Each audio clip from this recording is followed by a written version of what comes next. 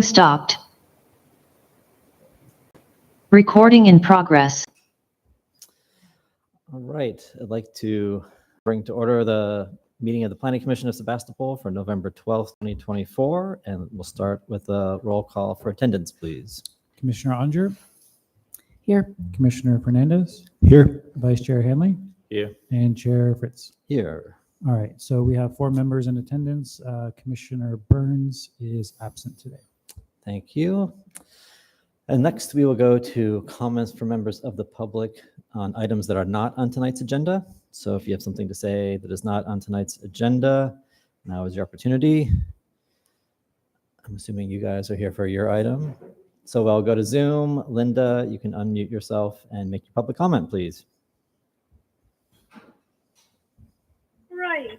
So I wanted to call to your attention that a couple of city council meetings ago, Dante, the public works superintendent who's retiring shortly after 28 years, gave a presentation on the city of Sebastopol municipal water system. And he generously, after I asked him, sent me copies of his slide presentation, more or less. And in there is one of them that's called the Water System Age Map, which shows all the water pipes, throughout the city and when they were built and put in. Beginning in the 1930s was the beginning, and then there was, a growth between the 60s and the 80s, and a whole bunch more were put in.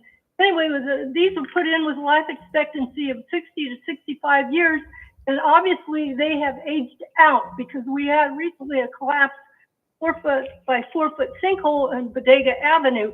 So anyway, the point is, and then there's another slide that talks about key components of a water master plan, and it is infrastructure assessment. And that is what we need and what we don't have. We need an assessment of the condition of a lot of the things are aged out and collapsing and failing, and we need to know what needs to be replaced in both the water system, the sewer pipes, and also the roads by Dante, and also estimate of the cost of replacing all this stuff, which is, like I said, again, failing. 30 seconds. And 40, we don't have the infrastructure to accommodate all of the projects that you are rubber stamping. So somebody needs to demand a infrastructure assessment, please. It's a necessity going forward, so to speak, with all the projected, the building that you have already, like I said, rubber stamped. Thank you. 2 minutes are up. Thank you. Request that. Thank you for your comments, Linda. Next, we will review if anyone has a conflict of interest tonight. Seeing none. Next, we have approval of minutes from October 22nd. Does anyone have any corrections to make? Comments on the minutes? Then do I have a motion? I move we approve the minutes of October 22nd. I'll second. All right. Can we take a vote, please? Yes. Commissioner Ottinger, Yes. Chair Fritz, Yes. Vice Chair Hanley, Yes. Commissioner Fernandez. Abstain. Abstains. Motion passes 3 yeses, 1 abstain, and 1 absent. Thank you. And next, we move on to our first and only public hearing item for 6731 Sebastopol Avenue for the Barn Fitness Collective for a conditional use permit. We have a staff report, please. Yes. So as you mentioned, Chair, this is a conditional use permit application from Zoe Anderson on behalf of the Barn Fitness at 6731 Sebastopol Avenue. The Barn Fitness has requested to operate from 6:15 a.m. to 10 a.m. and 5:30 p.m. to 6:30 p.m. Monday through Friday, with morning individual training sessions on Saturday and Sunday from 7:30 a.m. to 11 a.m. The project proposal is for a health and wellness fitness gym. The Barn Fitness will provide the following services: professional training or personal training, group fitness classes, women's hormonal health and postpartum wellness, nutritional coaching, and holistic wellness programs. As noted in the report earlier, the hours of operation are mostly within the morning hours and some nighttime sessions. Noted within the application materials, the group classes will have an average of 10 people, and there is space allocated for 14 parking stalls on site, which provides enough parking for staff and customers. I did speak with the applicant, and they noted that the majority of the equipment in the gym will consist of free weights, stationary bikes, rowing machines, and a pull-up bar stand, which will be less noisy than traditional gyms. The applicant also had mentioned that they will be installing some sound dampening material that will also help with the noise because there is a neighboring or close to neighboring residential use. With that, the planning department did not receive any public comments, and there are city department conditions of approval within the report tonight. The only recommendation that we are considering on adding is a good neighbor policy to address any noise and other issues with nearby residential uses. And with that, I will conclude my staff report and happy to answer any questions the commission may have.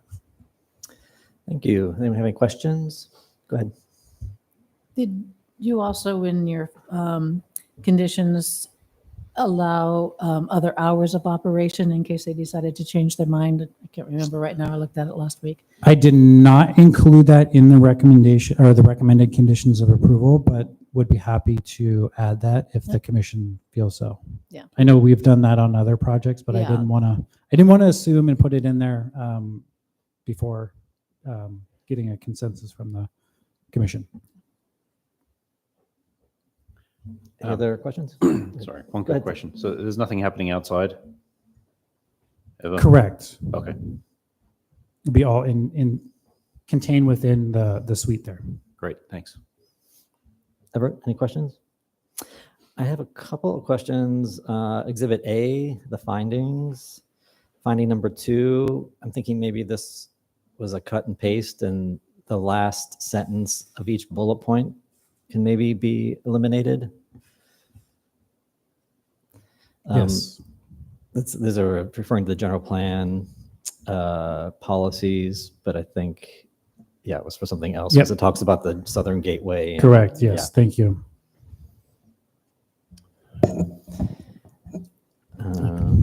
Actually, I do have a question.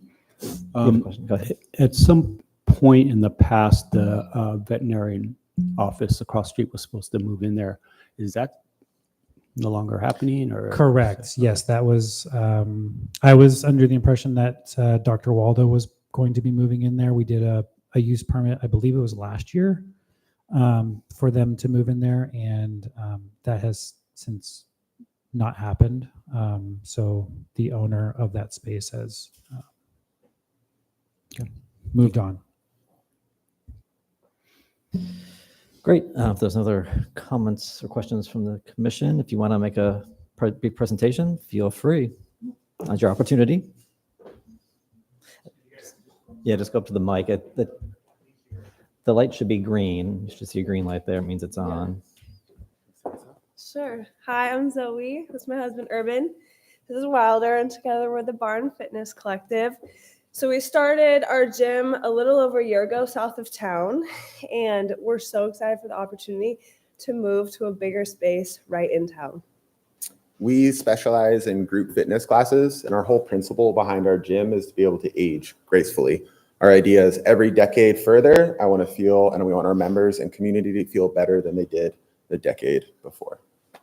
So we're a functional fitness gym that specializes in group strength and conditioning classes where people can come together. We really focus on community and people just building strength and confidence in their bodies. In addition to what you mentioned, we also have yoga and body work, also personal training. And then I specialize in women's hormone health and a lot of postpartum work now that I have my own baby. I've been a full-time firefighter paramedic for over a decade. And one of the things I see every day when I'm at my full-time job is people who are riddled with chronic disease and end up having to call 911. And so much of what we believe in our process and that we think we can really benefit this community is being able to start reducing those chronic illnesses through a very holistic approach to wellness that does have that full spectrum approach where it's not just fitness, it's nutrition, it's wellness. And I think the thing that we provide on top of everything, our strongest point is our community. It is a place for people to get to come be together. Especially over this last week, we've seen how much of a community it really has become. Yeah, last week felt emotional for a lot of people, and for them to come into the gym and it felt low and melancholy for some people. And then at the end of the hour, people were sweaty and smiling and connected. And that was like such proof of why we did what we came to do. And in just a year, we built that strong community where people could just feel good and feel connected. All of our workouts are completely scalable. And so you'll come into our group fitness class, there'll be a 27-year-old working out next to a 77-year-old. So one of the biggest principles of our gym is making fitness and health and wellness accessible and taking away the intimidation factor. So it's for all body types, all people of every kind of background, and that just makes it even better. Yeah. I think that's I it. think that's it. Great, thank you. Thank you for having us. And I think one question that will come up, because this does come up a lot, because you have very specific hours in here. Yeah. Yeah. And we tend to just like, if other commissioners are open, just give you as many hours as possible, just because if we set these in stone, then if you do change it, then you have to come back and ask us to change Yeah. it. So we'll Right. probably have a discussion about what we think are good hours in terms of, instead of having these kind of set times that In gives our you some permit, flexibility. when we were reviewing it on our way here, it does say that's our group fitness classes, and then in the hours of 10 a.m. up to 5 p.m. in between our group fitness is where we're still open for personal training and one-on-one. Yeah. So Okay. that is in the application as well, just to let you guys all know. Okay, Yeah, I know I saw something someplace, but I couldn't remember Yeah. where it was. yeah. Yeah.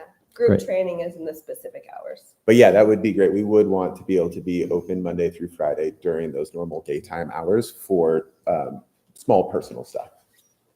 Great. Any other questions of the Yeah. applicant? Go ahead. Yeah, so basically suggest 6:15 a.m. to, 6:30 p.m. or 8 p.m. Yeah. Just so you have that flexibility Yeah. as things change. When are you planning to make your move? We would have the keys by December 1st and then move throughout December and have the doors open by January 1st. Okay, that's great. And I didn't see on here, maybe it's on here, you're going to have bike parking there. Bike parking? Bike parking. Yeah. Yeah. A lot of our members now actually bike to our spot. We're just next to the Antique Society south of town. We have quite a contingent. So yeah, that's something that we'll have to install. I'm not sure if it exists there yet already. We're next to a bike store, so Yeah. I'd be Right. surprised Hope- if there's yeah, not bike hopefully. parking. Right. Yeah. Good. All right, thank you. Any other questions of the applicant? No. Oh, great. Thanks. We will deliberate and vote and yeah. Cool. Thank you very much for the opportunity. Yeah. Anyone want to make a, Yeah, I think it fits in great with the community and for what they want to do. And I think it's great, they've shown success and moving into town is good for everybody. So I make a motion for approval. Don't forget to do public comment first. oh, I'm sorry. After Yes. public. Is there anyone from the public here? Oh, I see. Linda's popped up back up. Go ahead, Linda. You can make your public comment.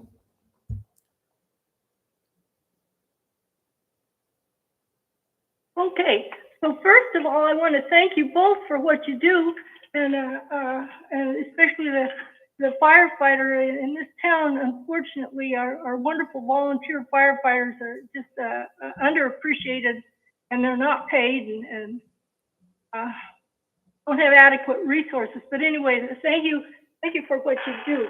And this all sounds pretty good to me, but there's something that could make it truly more holistic.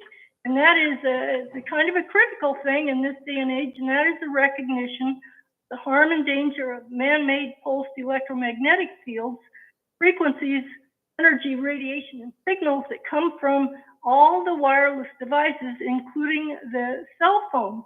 So it would be just magnificent if you could create a kind of a Wi-Fi free-ish environment, but you could expand what you do to sell shielding. You know, I'm all shielded up here in my shielded apartment, and you could the head nets from less EMF, and you could sell meters that measure all of the electromagnetic fields, which are literally cooking us alive.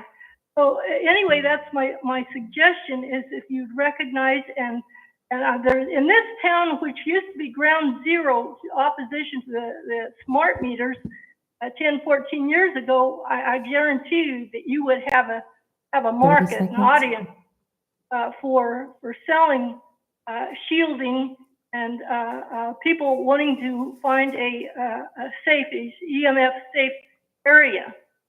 Thank you. And I hope you think about that. I can be contacted, by the way, relatively easily. Just call anybody in the city and they should be my phone number to leave a message. I can, so anyway, you can get a lot of stuff from lessemf.com. Thank you, Linda. Bye-bye. Thank you. Thank you, Linda. Seeing no other members of the public in attendance, I will close public comment and now bring it back to the commission for any Okay. motions and deliberations. And now I would like to make a motion for approval And I will second that motion. with the changes in hours. So I'm just looking, so we do have a condition, condition 6 that says 6 a.m. to 7 p.m. Monday through Friday and 7 to 12 Saturday and Sunday. Do we want to extend it further beyond that? Or I'd is say that just make it 6 every day. Yeah. 6 to 7, 6 to 8, 6 to 8. 6 to 8? We're all go with 6 to 8? You got with good 6 to 8 any day? Yeah. All right, so we have a motion and a second and a modification. So you're both good with that modification, 6 to 8, Yes. 7 days a week? I have one question. Go ahead. I think the limit of 10 people in the class is appropriate, or could they go up to 12 or 14 because of the spaces allowed? I mean, I wouldn't want, I don't know what your space is or how many, but if you do grow, if we don't have a limit on it, I know that there will be plenty of parking and the people can walk. Well, I just yeah, wanted yeah. to ask that question. Because I that's- don't know that I'm in favor of a limit on the number of people in the class, just because I think there are, you know, being in town in particular, you say you already have people that bike out where you are. It's much Yeah. easier to bike in town. And Yeah. I always think it's, you know, if you're going to a gym, walking or running or Right. biking to a gym seems to make more sense than driving your car to a gym to work out. So And if hopefully it- more people will take that opportunity. And if the neighbors are upset, they'll tell planning and then they'll talk to you and we'll figure out what to do. Okay. Yeah, but, so yeah, so if we're good with the motion with the hours changed and also striking those 2 sentences from the findings, can we take a vote then? And then just to be clear, Commissioner Fernandez, so are we modifying condition number 6 to barn fitness should not be allowed outside of the hours of 6 a.m. to 8 p.m. Monday through Sunday? Yes. Okay. Yeah, And just kind of removing out the Saturday and Sunday and Monday through Friday part of that, and just Yeah. doing a blanket across. Okay. Yeah. Perfect. Commissioner Anger, Yes. Commissioner Fernandez, Aye. Vice Chair Hanley, Aye. and Chair Fritz. aye. All right, so that motion passes with 4 ayes and 1 absent of Commissioner Burns. So Urban and Zoe, that is approved. There is a 7-day appeal period. So if we do not hear anything or there is no appeal submitted to the city by 5 p.m. November 19th, then your permit is approved and you can go ahead and move forward with your project. So thank you. Yeah, good luck with Yeah, everything. thanks for Good bringing luck. it. Yeah. Thanks. Okay. Moving on, we have any subcommittee updates? All right, then a planning department report. Sure, just a few things. So I just want to invite those folks here. This Thursday, we'll be having a public workshop event for our downtown sustainable transportation grant at the Art Center from 3 p.m. until 7 p.m. It is a come as you want. You don't need to be there for the whole time.